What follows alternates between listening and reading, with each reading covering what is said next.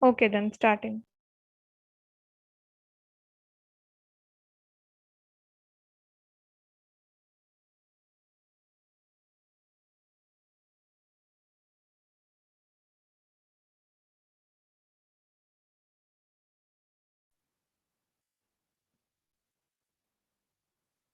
Good evening, one and all. Hope you all are doing fine. This is Sonia Flavin, teacher from DYD World School, welcoming you all to our sixth episode of Pred Talk Show. Dr. Yashwantrao Dodi World School has been keeping pace with the changing trends in the education system.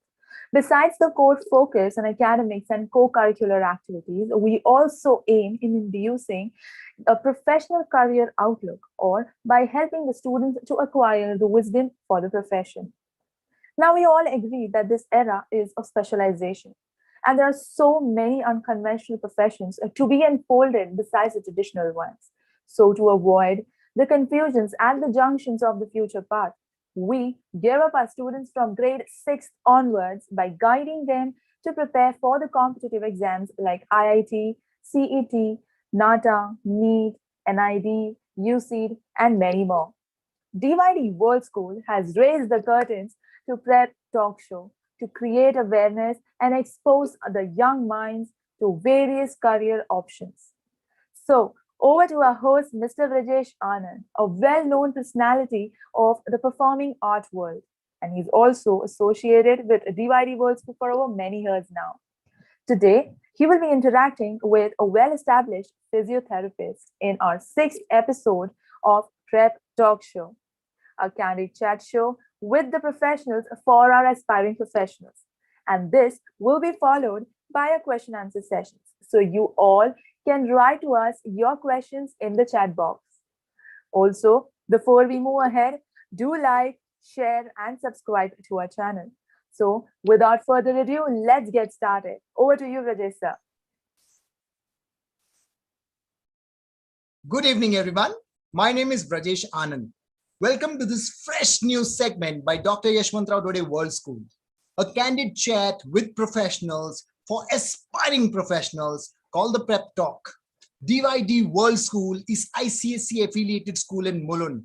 Academics, along with dance, drama, music, yoga, and sports activities. We are preparing students for various competitive exams like JEE, CET, NATA, NID, UCEED. This prep talk is a part of a process of preparing students from grade 6 onwards for the future. Now you must be wondering why grade 6? A student of 6th standard is almost 12 years old and is on the threshold of development aspects like critical analysis, better concept understanding, abstract thinking. So this age when a child can be counseled and guided, we at DYD World School to prepare students for professional courses, we mentor students from grade 6 to grade 8 for verbal reasoning, critical thinking, logical thinking, mathematical skills. Perspective drawing is also a part of the arts and crafts syllabus, besides memory, still life, and geometrical. Now, after they pass the 8th standard, we will administer an aptitude test. And according to the result of the test, we will be mentoring them for various professional courses. Understanding a profession is the first step towards this preparation. DYDWS has organized a talk show, Prep Talk, for school-going students to answer their questions about different professions. We have here with us today physiotherapist Nikhil Latey sir, head of sports science and rehabilitation, a consulting physiotherapist and sports scientist with 14 long years of experience, primarily in high performance and recovery in Indian Olympic bound athletes. Personal physiotherapist to MC Mary Kom for Olympics 2012. Saina Nehwal at All India to 2015 and Gagan Narang at 2016 Rio Olympics. He's also a contributing author to Pulmonary Rehabilitation, published by the Academy of Respiratory Medicine, Mumbai. Outstandingly brilliant, sir. Sir, on behalf of Srimati Shweta Dode ma'am, our chairperson, Shri Rajesh Dode sir, our secretary, Dr. Piyush Darasaran ma'am, our academic director, and the entire management of DYDS, I welcome you on board the Prep Talk. It is wonderful having you. Thank you so much. Thank you so much. Glad to be here. Sir, before I start with that question and answer session, your CV says a lot of things. On a personal note, I am honored to be sitting here and having a tete-a-tete with you, sir. Thank you so much for taking our time to enlighten us and our students who are eagerly waiting for you and who have just joined in now. One by one, they're all joining in, and they will be also asking you a lot of questions. Sir, before we start with the questions, sir, I want to ask a question which says that, what made you opt for this profession? There are so many other professions, but what made you opt for sports science or a physiotherapist? It actually started when I was in school. I was a swimmer, short distance, 50 meters, 100 meters. And then somehow I got into long distance, and within 6 months I reached nationals. And so my nationals was in the Ganga for 19 kilometers. So yeah, long distance, open water swimming. And I was like, if somebody had told me earlier that my body is built for endurance events and not short distance events, maybe I could have done more. Because, I mean, as you know, this is more than 2 decades ago. When you're in 10th, school stop, I mean, all the sports stops. And then after that, it's, I mean, if you're lucky to pursue sport, it's great. So in those critical years, 13, 14, 15 years old, I hoped I would be able to do more. So I looked around, and it's the job of a sports scientist to do all the assessments and figure out what you're good at. This is late 1990s. There was no such thing in India. So the closest thing that came to it was physiotherapy. So I did physio first, and then I went abroad for sports science. And I've been fortunate enough and extremely lucky enough to be able to pursue my passions and work with our Olympic level athletes. Absolutely, sir. I read that in your CV. It's MC Mary Kom. I mean, one of the most dreaded hands that India has ever built. And you working closely with such huge and such humongous personalities itself is an achievement. And sir, I just wanted to ask you on a personal note. You said you were a swimmer, and you said there are two levels to it. If somebody would have told you that the endurance level, if your endurance level, you're built for endurance level, it would have helped you. Yeah. Sir, was that the stepping stone for you to become a physiotherapist, or is there anything else? That sort of sparked the idea that I want to understand more about human performance. And it's a job of a sports scientist to sort of look into the minutiae of human performance. Unfortunately, at that point, there weren't any sports science courses in India. Now they are, but at that point there weren't. So then the closest thing that comes to it is physiotherapy, which is why I did my bachelor's in physio and then did my master's in sports science. So that's how it started. Okay, our little champs who are listening to it, just keep your ears open for each and every word that sir is saying, because he's just not motivating us, but also giving out vital information as to how to take it further. Sir, now everything starts from school, and before school, everything starts from the family, because however talented you are, whatever you do, if the family doesn't back you up, most of the talent is just washed down, because I see many talents washed down because the family wants the kids to pursue something else, and the kids want to do something else. Sir, I want to come back to your family, saying that who in your family inspired you, who in the family stood behind you, and who gave you this supporting hand from behind to say that, okay, now I think you should go for this, and this is where your passion lies. You should take this. I would say my mom, actually, because it's like you go through your school and you have such ideas, you want to do martial arts because you've seen Bruce Lee movies, you want to do something else because you've seen some action movies, you want to be an NSG commando because you just saw Force or some movie of that sort. So initially it was just a passing phase, but when my mom saw that I was pretty serious about this, that this is something that I'm interested in. I was always interested in math and science, and sports is something that I was always into. So when you combine the two, sport and science, it was my calling. My mom saw that. And so after my 12th, when I gave my medical CET to go for physiotherapy, I actually scored well enough to get into MBBS in Grand Medical. And just once my parents, my mom and dad asked me, are you sure? And that you want to leave MBBS and go into physio? Because, yeah, well, at least 1,000 people called me an idiot at that point. When I said I was sure, they were very supportive. They said, no problem, do it.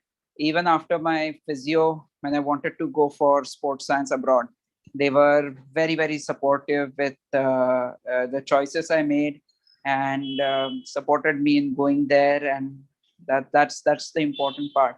I guess I've been very lucky to have parents who were open-minded enough to accept a different career choice and encourage me in doing so.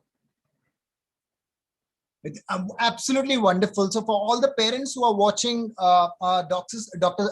Nikhil sir here, I just want to tell you all that, you know, it might so happen that you want your kids to become something else, but the kids have their passion lying somewhere else. Sir, I am going back slightly to the second question that I asked and that you had answered. You said you swarmed the Ganges for 19 long kilometers, right? For your correct, sir. Sir, I just wanted to know what was the my state competition was at Gateway for 5 kilometers. I think that was more interesting. Okay. Because it was the sea. So they take us by boat out into the sea for 5 kilometers. There's a lighthouse there called Sunk Rock. And when the whistle sounds, we have to swim back to the Gateway. I've done that competition a few times, even after as late as 2013 was the last time I did the competition. And 2013 was interesting because the brilliant authorities forgot to look at the tide timings. That happens. And we ended up swimming against the tide. So you have sayings like, you know, swim against the tide and all. And I can tell you, I've done that. It's not fun. And I was constantly being pushed back into the sea, and my arms got sore after an hour and a half. My best time is 45 minutes for that distance. And after 1.5 hours of swimming against the tide, I was like, check it. So I just raised my hand, got into the boat. I was going to be disqualified anyway. The qualification time is 1 hour. So yeah, well, that was fun. That was fun. So when you say all this, it looks like it's just 1 or 2 laps in the swimming pool. You made it sound like that. And you're talking about 5 kilometers from Gateway of India. So wonderful. What must be an experience that pulling back into the sea and you're swimming against the tide. Absolutely wonderful. Absolutely wonderful. So I just wanted to know that is physiotherapy a separate course or a specialization after MBBS? This is what our kids want to know. Is it a separate course? It's a separate course. All right. Yeah, okay. It's a separate course. So after 12, you give the same medical CET. And then after giving the CET, you have the option of either doing MBBS or homeopathy, Ayurveda, dentistry, or you can do physiotherapy, occupational therapy, Unani, or speech therapist. So physiotherapy is a separate profession. In fact, physiotherapy's birth was in Mumbai. It started as early as the 1950s in KEM College, KEM Hospital, GS Medical College and KEM Hospital. And yeah, it's been around for a while. And it's primarily people think of physiotherapists as, you know, adjuncts to surgeons. Like when you undergo a surgery, you go to a physio to regain your function. But it is a fully fleshed out course where we go into the ICUs to treat patients, people with heart issues, lung issues. A lot of physios currently are working in ICUs with COVID patients to help clean their chests out, keep it clear, and allow them to breathe well. A lot of physios also work in geriatric care with people who have had stroke or unfortunately had similar conditions. Physios work in women's health with before pregnancy, after pregnancy issues that women would face.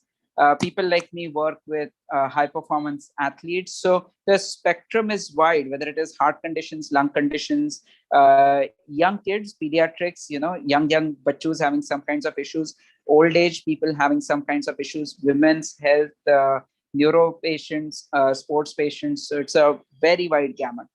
The way I like to think of it is MBBS doctors prescribe medication, we prescribe exercises, but the scope and width of the patients that are seen by physios is just as wide. Sir, I just wanted to ask, you were about to go to MBBS, but you just changed your track and you became a physio. Sir, those days, how did you prepare for the entrance exam? Was there an entrance exam to this? And if there was, I'm sure there is one. And how did you prepare? As in, what did you where did you gather all the material from, and how did you go about it? Oh, I cheated. So basically, I joined a class. Okay. But it's your basic medical entrance test. You have questions on sciences, anatomy, physics, chemistry, biology, and critical thinking. And the rules keep changing all the time. But during my time, we had 150 marks, and there was negative marking as well. So if you answered wrong, you got negative marks, and that was it. So I had given the exam with the express purpose that I wanted to do physiotherapy.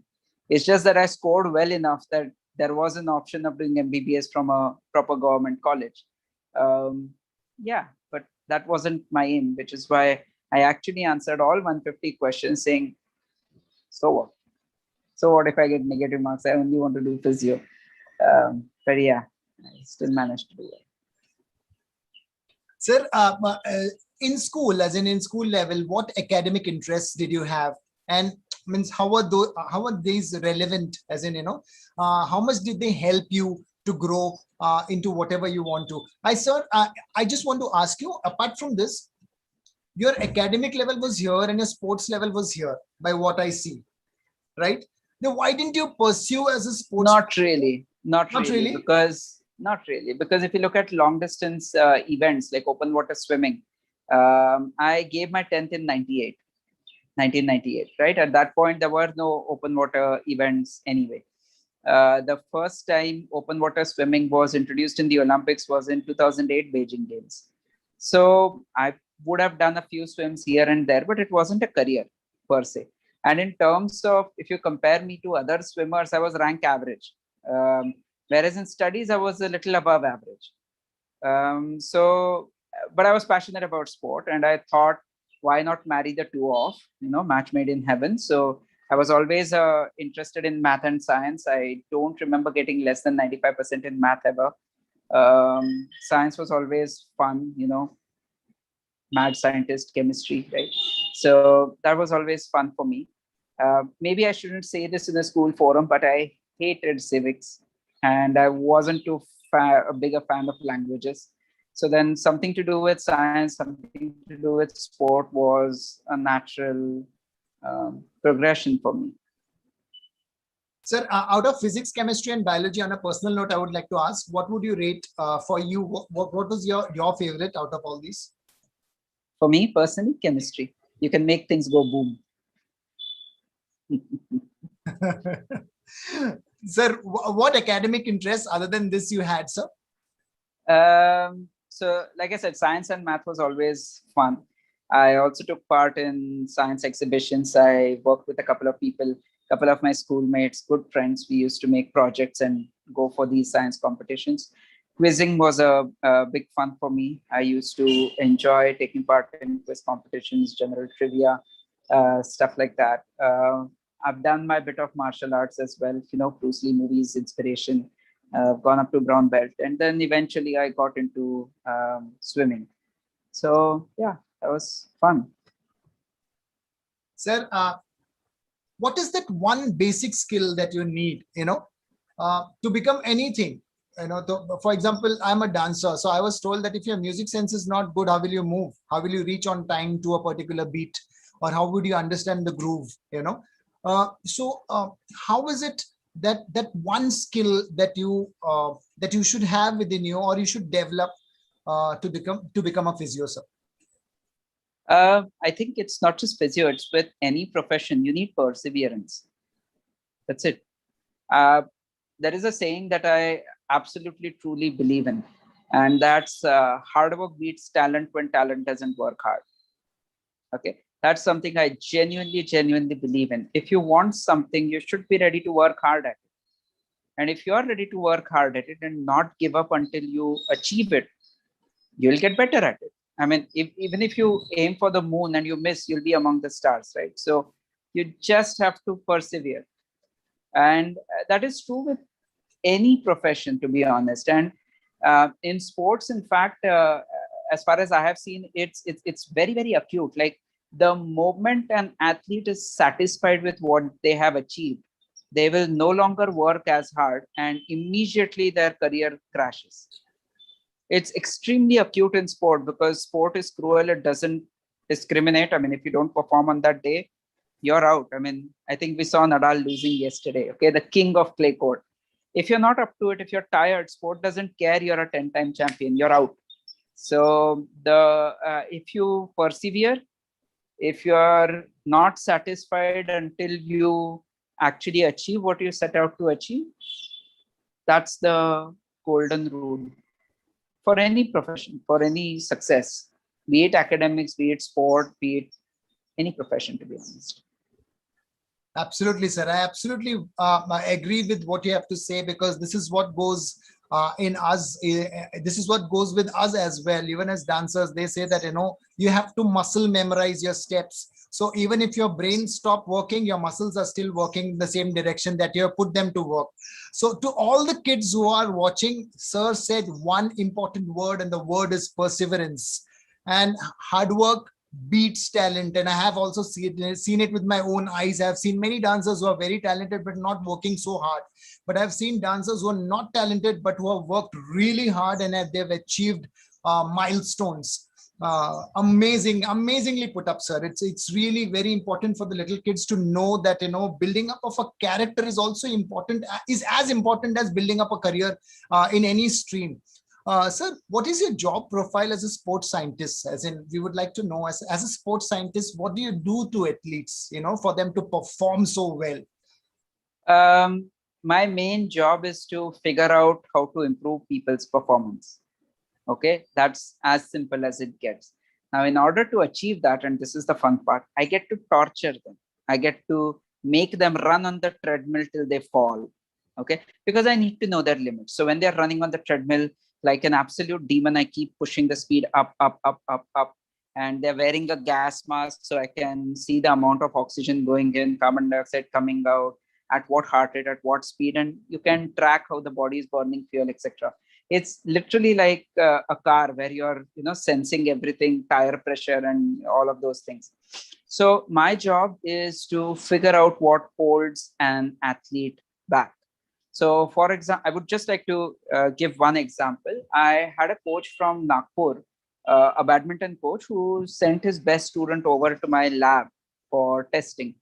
And it's a coach driven process. So the coach has to first be interested, because no matter what recommendations I give, if the coach doesn't put it into practice, I'm useless.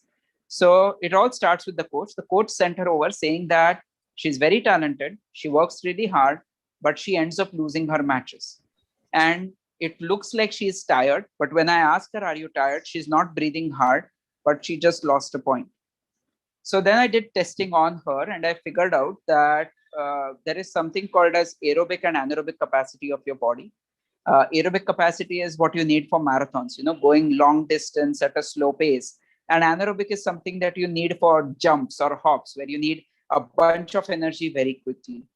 Her anaerobic capacity was pretty poor, but her aerobic capacity was fantastic, which is why as soon as she stopped playing, she could recover her breath back quickly and she was normal. But in a badminton rally, when you're quickly moving around the court, because her body wasn't able to generate that much power, she would get tired. So with that in mind, I was able to tell her and her coach specifically what kind of training she needs to do so that she improves. And once they are able to put it into practice, you can see results. I also tested another guy. He's a cyclist. And when I first met him, he was 19 years old. And his parents came to me with one simple question: should we invest in him? Because cycling as a sport can get really expensive. The high performance cycles can cost upwards of a couple of lakhs, plus the coaching, plus the nutrition, all of that. So they were like, should we invest in him? Fairly simple question for a 19-year-old, right? For the parents, I mean, he wasn't sponsored. So yeah. So he came in with his cycle. We did his testing top to bottom, and his numbers were very good. And I was able to tell them that if he plans to represent India in the Asian or Commonwealth Games, he can. His numbers are good enough. But if he plans to compete in Europe, he probably won't make the club side because his numbers aren't that good. So unfortunately, with science, numbers say a story, and I could give it to him. So his parents understood that concept. They moved to Goa because Goa has better roads and more hills for him to train. They got contracted with Scott India team. The Scott India team provided them with a coach. And 3 years later, he's part of the national squad. Wonderful. So with assessment, I was able to give them a clear guidance on how, not only how to improve performance, but what is the limit of that performance, so that they had a more realistic idea of where they are and where they can hope to reach. I hope the students are taking a note of all the different things that sir is trying to guide us through. And it is very, very, very informative as in how you proceed into taking up physiotherapist as a course. Sir, as a sport therapist, what are the different specializations that this particular field has to offer? What, as in, if like you said, there is physiotherapists, and there are people and there are physiotherapists who are working in the COVID field as well. So what different specialization apart from that are there in this field, sir? So after you do your bachelor's, you can specialize in neuro to deal with neurological conditions, Alzheimer's, dementia, hemiplegia, etc. Stroke and all of those. You can work in pediatric neuro to handle kids with cerebral palsy, autism, etc. You can work in cardiac care. So people who have had heart issues, you can train them. People, respiratory area, people who have had lung issues, including COVID or tuberculosis, you can train them. You can specialize in musculoskeletal. So people who have bone and muscle issues, surgeries, falls, fractures, etc. You can work with them. And a smaller specialization of people who work in bone and muscle is sports. So I specialize in sports. To be honest, I haven't done a course for it. My bachelor's is in physiotherapy. My master's is in sports science. So whatever specialization has happened is because I've been working with these incredible athletes for over a decade now. So I got my specialization on the job. Fantastic, sir. Sir, I just wanted to know one thing, and this is like on a personal note. There are repair jobs also being done, because there are people, there are athletes who injure themselves, who while training might be pushing themselves so hard that they might end up tearing a muscle or two. So what is it that how is it that within a stipulated period they recover, sir? As in, do you work with the diet? Is there any special workouts? Is there anything that they do to rejuvenate themselves and come back to the sport much stronger than what they were before, sir? Several things that we do. That's actually my area of specialization. So when an athlete gets injured, first thing is we don't give them complete rest. So say, for example, if their knee is hurt, okay, then we can still work on the opposite leg. We can work on the hips. We can work on the abs and back. We can work on the upper body. So all of that continues. We can work on the calves, we can work on the butt on the same side, hamstrings on the same side. So any muscle that doesn't absolutely require rest, we keep training. That's point one. Point two is we tackle the actual injury. First is figure out, with our assessments, figure out what is the injury and then treat it. Now, if it's just swelling, say someone's just got and pulled the knee, then you can ice it, you can strap it, you can put tapes on it, you can give some kind of supports. And as soon as the pain comes down to below a certain threshold, you can get them into exercise. So because the downtime is so low, they are able to bounce back faster. And every step of the way, the physio will be there to assess and keep tweaking the program so that what the athlete does, not today, but in first session today, is what the athlete needs to do. In the second session, the program will be different. In the intervening period, the athlete might do icing twice, put the knee in some kind of a compression device. So it's like you're constantly with them. So when I went with Mary for the London Olympics, for example, the last 2 weeks we were training in Liverpool because London was a madhouse with over 200 countries present there. And you know how crazy the Indian media is. So we wanted to stay away from that. We were in Liverpool. We were watching her weight 6 times a day, what she ate, when she ate, how much water she drank, how many hours she slept. When you knock on her door in the morning, is she fresh? Then you can train properly. If she's rubbing her eyes, means she hasn't slept as well. So you give a longer warm-up, taper the training down slightly. So it's like you put the person under the microscope and keep tweaking. Every single moment you have to keep tweaking. So today, if her weight is 50.8 kilos, she can train properly. If it is 50.3 kilos, bring the training down, increase her hydration, increase her rest, maybe give her a massage session, do a better stretching session. So the more you tweak it, the more you fine tune it, the better the response. And because the athletes are getting such pinpoint attention and modification of their training programs almost on an hour-to-hour basis, that is the reason they are able to come back hard. I purposely happened to ask this question because we were talking about the physiotherapist course. I asked this question to all the athletes in school who take a complete break just because they've injured themselves. I just wanted you to take note that sir has said that you only do not train that part which has been hurt. You train the other parts and you keep your training parallel to your injury so that you can recover and you can train at the same time. So I ask this to all those athletes who take up football, cricket, and just because they pulled a muscle or two, they go on a complete rest for 2 months and then they come back and start all over again. So you need not do that, is what sir. I would like to add a caveat. You Sure, need sir. to have a physio who's paying attention to you. If you don't have someone paying attention and telling you what you can do and what you can't do, then better take rest, because the first thing is do no harm. By taking rest, at least you're doing no harm. You maybe not improve as quickly, but at least you won't cause yourself harm. So if you have a physio taking care of you, then what I said holds water and will give you excellent results. But if you are on your own, it is better to take rest, because I don't want you to get further injured. That's absolutely important. Absolutely. And this goes out to all the parents also who are noticing that the kids have hurt themselves. You need medical attention. You need to go to a physio and take proper guidance from them as to how do we proceed from here and what do we do with him, kind of a thing. But most of the time what happens is when matches are on, kids don't share certain things with their parents. So that is the time. This is the main reason I pulled this thing out. Because most of the time the kids don't say with the reason that I won't get to play, or I'll miss this or I'll miss that. And so that is the reason I said that parents keep a very close eye on the kids when they are playing, especially high-end games like football, where you need your endurance level to hit the roof all the time.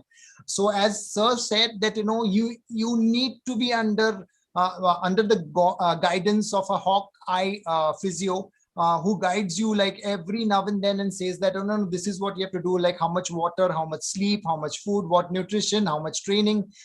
So parents, please make a note of this. Thank you so much, sir, for implementing this and for imparting this, because this is the most important part for all the athletes who are listening to you and watching you right now, sir. Sir, you were coordinating with various coaches and trainers to make sure that the recommendation of the media panel, of the medical panel, are executed at the national champs. So, will you please share your memorable experience with them, sir? Positive or negative? Both will do, sir. Because for us, information is vital, whether positive or, not, or negative. Okay, I think I'll share a positive note. Now, we all know that you have to train hard to perform better. That part of the equation is known to everyone. But the thing is, if you want to perform at 100%, right, you actually need to pull yourself back. Now, that is called as peaking, because right at the last few days before your tournament, if you reduce the training load but keep the intensity high, fatigue goes out of you, energy comes back in, and you're feeling nice and powerful for the competition. Now, that's good to read in the books, but Mary's coach at the London 2012 games, since we are speaking about Mary, I'll continue with that. With Saina, I had a very different experience. With Gagan, I had a very different experience. With other athletes, I had very different experiences with Sindhu and Yogeshwar, and yes, Sushil Kumar as well. Let's continue with Mary, since we started with that.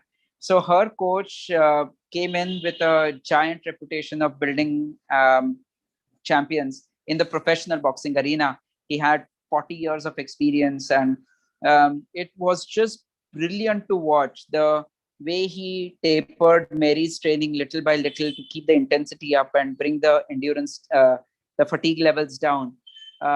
It was literally like you can get to 95% of your capacity with hard work, but the last 5% comes by pulling back. And the timing of it, the speed at which you pull back, all of that makes a huge difference. So remember, I said we were watching her weight 6 times a day. That's because Mary at 50.9 kilos was a very different boxer from Mary at 50.3 kilos. At 50.3, she was a slight slower. She was a fraction slower. And so we wanted her to be 50.8, 50.9 kilos on the day of her fight. And which is why we were watching her weight like a hawk. So when the coach started pulling back on her training, in fact, one day before her first fight at the Olympics, all I did was take her for a 20-minute walk, because it was basically to calm her down, relax her down. And Mary, being Mary, went for a facial. That calms her down, good for her. So, and I promise you, on the 5th of August, 2012, her first fight in the Olympics, she was fighting against another former world champion in a higher weight category. It was a Polish girl built like a tank. She was very, very strong and powerful. That is the fittest Mary has been ever in her entire life. She was absolute magic. If you ever get a chance to watch her fight on YouTube, and it's there on YouTube, I believe, her first fight in the Olympics, 5th of August, 2012. I forgot the name of the Polish girl. I'll remember it. Anyway, it's like watching poetry in motion. It's absolutely smooth movements. It just looks wonderful. So to watch her coach, just play her like a puppeteer, and with her on strings, tweaking her training here, her movements there, asking her to go hard on one thing, go soft on one thing. I think I learned more in those 2 weeks than the previous 6-8 months. It was just incredible watching him use all his experience, all the understanding that goes into the sport, to see him just tweak and tweak and tweak and tweak, and it was magic. That was an absolutely amazing experience that I'll be thankful for. Thank you, sir. You just for like good 3.5-4 minutes, you took us to a journey where you filled that little energy within us, so to understand as to what it takes to be a champion, and what and how much hard work all the teachers and all the coaches put in, like all the teachers and the management of DYDWS put in a lot of things in to make sure that they push the students from all the corners and support them in whatever they require to achieve in their lives. Sir, one of our little champs have written, what was the medium through which you reached to these sports celebrities, and how did they approach you? They wanted to know basically, Firstly, how did you reach I there? understand. I understand that. I've been asked this question before, and I've always maintained that I've been extremely lucky. So after I came back from the UK, having done my master's, I was working at Kasturba Hospital in a pulmonary rehab setup. So the people there had said, you understand about sports and training, you understand about physiotherapy, help us design a program for people who are afflicted with lung issues.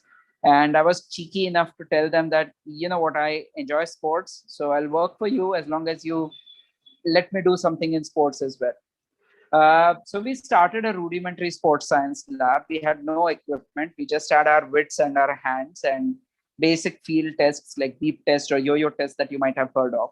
And we were doing assessment. And we got in touch with Olympic Gold Quest. It's a not-for-profit organization started by Geet Sethi and Prakash Padukone. And in 2009, Viren Raskina, who's our former hockey captain, he's a Bandra boy. Yeah. He's an Asian Games silver medalist. He took over as CEO.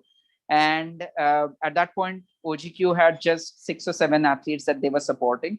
And Viren heard about us. So he came over and said, you know, we just have 6 athletes. We are a fledgling organization. What do you think? Can we help them?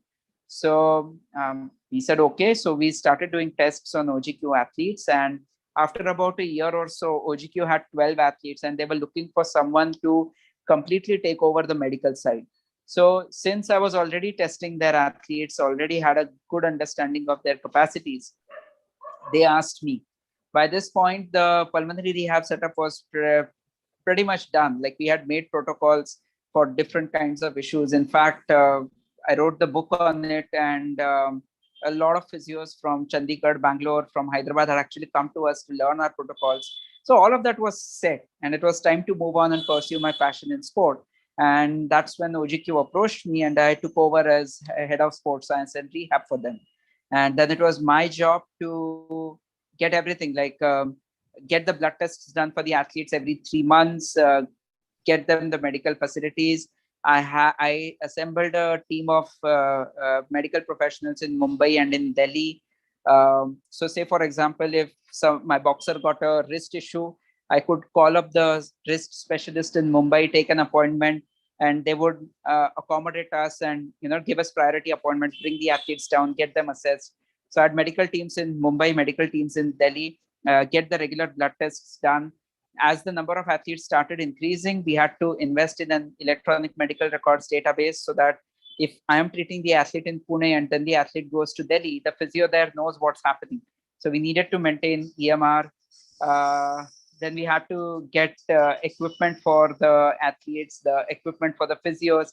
So it was a lot of work to build up that infrastructure where I could have a team of athletes and a team of physios taking care of those athletes who had a sound backing of medical records, had all the physio equipments available to them. So yeah, and this was across the country, across the world, in fact, because I was traveling something like 28 hours, 28 days a month, every month for 6.5 years, averaging about 100 flights a year. And I was tired. So, which is why I gave that up. Yeah. Amazing. I hope sir has answered that so elaborately that, you know, each and every point is covered in that. Sir, moving on to the next question, sir. So one of the kids want to ask, what is the difference between physio and acupressure therapy? Acupressure therapy is only related to basically pressure points in your body, which they manipulate and they sort of give you relief. The science behind it is not yet fully developed, whereas physiotherapy as a science is fully developed. And we don't just work on pressure points, we actually do joint manipulations. We manipulate the muscles, we monitor heart rates, we monitor the gases going in and out of your lungs, we monitor the gases inside your blood. So we can read ECGs, we can read EEGs, we know how to read blood test reports. So pretty much we've had a full-fledged medical training. We know CPR, we know first aid and wound dressing and such that. So it's a fully fledged paramedical course, whereas Acupressure is more of a paramedical course where the science is still developing. I hope we got the answer for that. So moving on to the next question. Sir, did you feel under any kind of pressure while giving treatment to the sports celebrities? Is it a stressful job, basically? It is a stressful job, but not the way you think. So these celebrities, they're celebrities outside. When I'm working with them, I'm part of their team. Like when I was with the men's boxing team, and I'm talking about the Vijendars, I'm talking about Suranjay Singhs, Akil Kumars, the whole lot. I mean, if you look at the living conditions, in the summer, the temperature went up to 47 degrees Celsius in Patiala. There was no AC in the room. When in the winter, the temperature goes down to 1 degree Celsius, there's no heater in the room. When you go to the showers, there's no shower. There's just a spout, just a water coming out. The heater is in the next room. So in the winter, if the next room is not occupied, you have to bathe at 5 in the morning in cold water. You can imagine what a wake-up call that is. And these are the living conditions for our athletes in national camps. So they are celebrities outside, but when you're with them, you're training with them, you're part of their team. I've stayed at Mary's place, right? I've been. That's how close you get. I've stayed at her place. She's made lunch for me. She makes fantastic fish. But I was part of her team. For me, she is my client. For me, she is my athlete. For the world, she is Mary Kom, but for me, she is my client. And whether it's Mary Kom or yourself, if you come and get treated by me, for me, it's the same. I have to deliver results. Every single time I'm with a patient, whatever condition they may be, there's always pressure that you have to deliver results. Not because the patient is XYZ, but because if you don't deliver results, remember you're only as good as your last result. So if your last result was a failure, you're a failure. So you have to keep fighting. Wonderfully put, sir. Wonderfully put. Really inspiring. Sir, our next little champ want to ask, can you tell us more about Olympic experience? What is the environment or like over there? Do you get to interact with athletes of other countries and teams as well? You could if you wanted to, but to be honest, by the time you reach the Olympics, you're so hyper focused on your athlete and your event. I really had no idea what else was happening with the rest of the Olympics. Whether it is London, whether it is Rio, I really had no idea what was happening with everyone else. For us, we were in Liverpool training with Mary. 3rd of August, I took her to London. 5th was his first fight. 6th was the second fight. 8th was her semi-final where she lost. And that's it. That's the end of Olympics for me. And to be honest, you're so much on a hair trigger. Like I said, we were monitoring so much for Mary. We were even monitoring her sleep. So at 2 in the morning, if I hear a noise from a room, I'm awake. Right? It is so emotionally draining that both the Olympics, after I came back, I was sleeping for 12 hours and waking up tired. It took me 3 months before I had the energy and I said, let's get to work. But that's how draining it is. And it is totally worth it. Sir, I'm sure that, winning and losing is a part of both the sides of the coin. You can't do anything much about it, but you can just only do the best you can on the floor at that given point. Sir, what is the psyche of the players? Generally, I'm asking this so that it inspires a lot of people through you, because you have had and you still are having, and you will always have a close brush with all these superstars. So how do they go about it? How do they take it? What happens within them? What happens within you? How do you come out of it? So for after you lose, are you asking how do we come out of it after we lose? Yeah. To be honest, I never really had time to think about it, because if one athlete lost, I would have to go and work with another one who was having another competition in another country. So for me, it was back to back to back to back to back. I really had no time to process. All I could do was be there in that moment and give it my best. That's all I could do. For the athletes, it takes time. I mean, I know it's a corny thing to say, but time heals. And at the end of the day, I'll give you one spectacular example, which I found really, really nice. Um, I went with Saina Nehwal for the All England Championships in Birmingham in 2015. And in the semi-final, when she won the semi-final against her Chinese opponent, she physically relaxed. She was very happy. She threw the racket into the crowd, and we were all worried. Because with athletes, what happens is you need that little bit of pressure to maintain that focus. If the pressure releases, suddenly that focus and concentration goes away. Absolutely. And that happened. And she lost in the finals, a match that she should have won. She lost, right? Of course, she was disheartened, and it's not like we had time to process, because our final finished at 2:30 and 5:30 we had to leave the hotel. 8:30 was our flight back. So it's that cut to cut. When we were at the airport, her coach, Vimal Kumar, could no longer contain it in. And like a dam, he burst open. And he's like, you did this, you did that. In the semifinals, you did this. In the finals, you did this. What were you thinking? Why did you let it go? Dan. And Saina was so fired up. She's like, sir, I promise you, next tournament, I'm going to win. Right there on the airport at 8:30 in the evening, she is like, I promise you, I'm going to win. The next tournament was the India Open Super Series in Delhi. She won and she became world number 1. That is what I mean by perseverance. And all these champion athletes have an unbelievable fire inside them, which doesn't seem to go down. They are not satisfied. They want to fight. They want to persevere. And that is how they come out of it. To all the kids who are listening, this is a deliberate question which I have asked to sir, because I just wanted you all to know what it takes to build a champion. And in spite of being very close to the finishing line, you can't let go of that little exuberance that is within you. You need to contain it till you finish the finishing line. And that's what I wanted you all to know. And that's what sir has exactly guided us through her, that, semifinals, she let herself go, which she shouldn't have done. Something else would have happened in the finals if she wouldn't have done that. So absolutely correct, sir. And this is what you do in our dance competitions as well, winning till the semifinals. We never let our dance athletes show it on and let go of it, because this is what I learned from trainers abroad as well. Till that final cup is lifted up, you're not a winner. So to all the kids who are listening, this is just like a piece of gold that sir has shared with us, and this is something that we need to keep it with us for the rest of our lives. So thank you so much for this. So moving on to the next question. Any words of advice for the students who want to pursue physiotherapy now?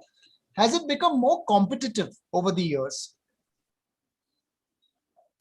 As with every profession, if you persevere, you work hard, and you're ready to put in the effort, I think there's no such thing as more or less competitive.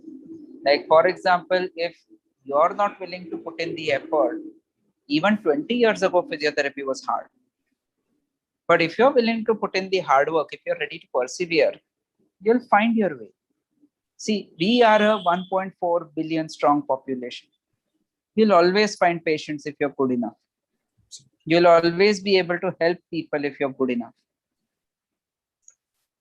But you have to be good enough. That's important. Wonderfully put, sir.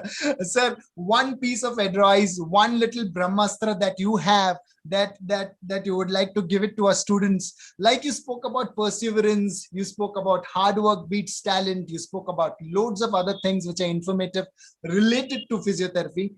Sir, one little piece of advice which is more which will balance them out, like it's balancing you out in everything that you're seeing and everything that you're delivering in your profession. So one little thing of advice which goes from a little champs as small as 12-year-olds to the older ones, that you would like to just push through, that they should carry with them for the rest of their lives, sir?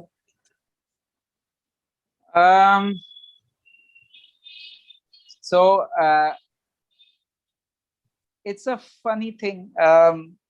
Don't judge me. I love cartoon movies. Okay? I really, really love animated movies. I see enough drama in life, so I don't want to watch dark and gritty. I like bright and colorful movies. And one of my favorite ones is Ratatouille. Right? I don't know if you've seen it. right? In that, there's a catch statement, anyone can cook.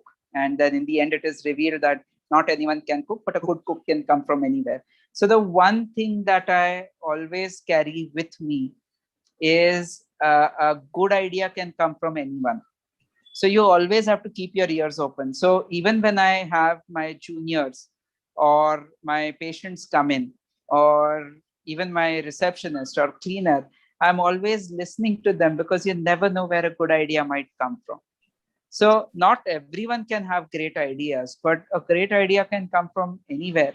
So if you extrapolate them to your students right from age 12 onwards, I would say that keep your eyes and ears open. There is so much to learn always, whether it's from your parents, whether it's from your siblings, whether it's from your colleagues, whether it's from a cartoon movie, right? There's always something to learn from somewhere, from anywhere. Be it someone's humility, be it someone's punctuality, be it someone's worldly awareness, like where they are constantly aware of people suffering, or they empathize with people better than you hope you could. So there's always something to learn from people. So always keep your eyes and ears open, and again, keep learning, keep observing. There's a unbelievable world out there. Absolutely, sir. Absolutely. These are the same words which my dad used to always tell me, is to tell me that, since you're teaching others, that doesn't mean that you have to stop learning.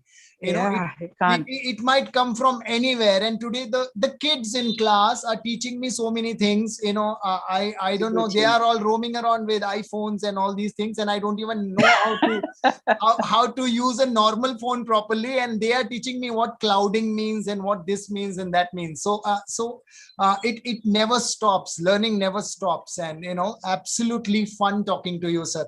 I couldn't believe there are so many things that so many branches to it, and so many things that we have to achieve, we have to know, and we have to read as well. And it was wonderful knowing you, sir.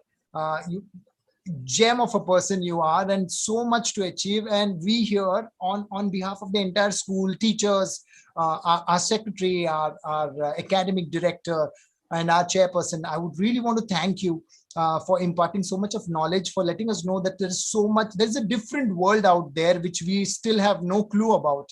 And thank you so much for the guidance to all the kids. I'm sure that they're taking home, they're going home with a lot of knowledge through this, and this is going to be in YouTube, and they can always come back and watch this interview again. Sir, we wish you and we pray for you that you achieve a big milestone in your life, and this just goes on and on and on for you, and you may build, and we pray that you may build bigger athletes, brighter athletes who get more accolades to this great country. So thank you so much for coming. Thank you. For sharing, and for giving us your time. On behalf of the entire school, I would like to sign off here, and I would like to wish you all the very best for your future endeavors, sir. Thank you so much for having us. Thank you. Thank you. Bye, everyone. Over to you, Sonia ma'am. Thank you so much, viewers, for watching us, for loving us. Do share, like, and subscribe to our channel. Thank you so much. Bye-bye. It was quite a perceptive information, and we are obliged and honored to have you on our show, Physiotherapist Nikhil Latey, sir. I'm sure the knowledge shared will be put into practice by our young aspirants. Grateful to Mr. Rajesh, who candidly etched all the useful tips. I would like to thank Dr. Yashwantrao Dore World School, and also to all our participants. And so, but do not forget to like, share, and subscribe to our channel, as many more will be here to share with you a perceptive career and answer all your queries. So be on time for our next show on Saturday, 5 p.m. sharp. Before signing off, do leave your comments for any improvement from our side. Thank you all for joining. Stay safe, stay healthy. Sayonara.